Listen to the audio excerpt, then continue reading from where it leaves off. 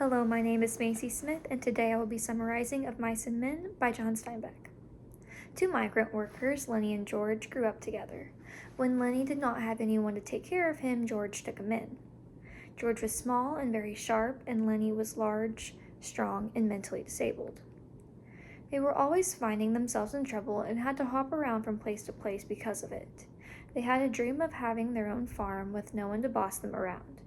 They dreamed of having their own harvest, livestock, and they wanted to live off the fat of the land. They worked constantly to obtain this dream.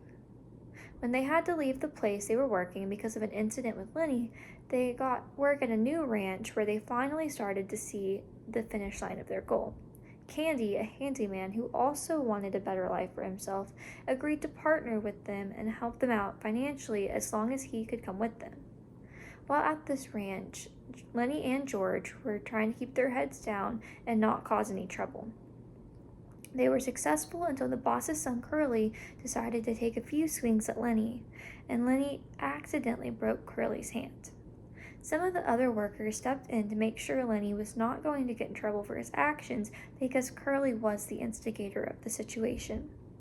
Later in the book, Lenny was in the barn with a puppy that he was accidentally too rough with and killed. He was trying to hide it so George would not be mad at him. Curly's wife came into the barn and started to talk with Lenny. They talked about how she wanted to be an actress but was stuck in this life she didn't like.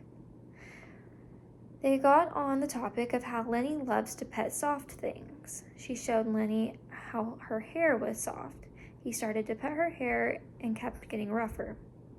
She started to freak out, and when Lenny tried to calm her, he was too rough and broke her neck, killing her. When the men found out, they went after him.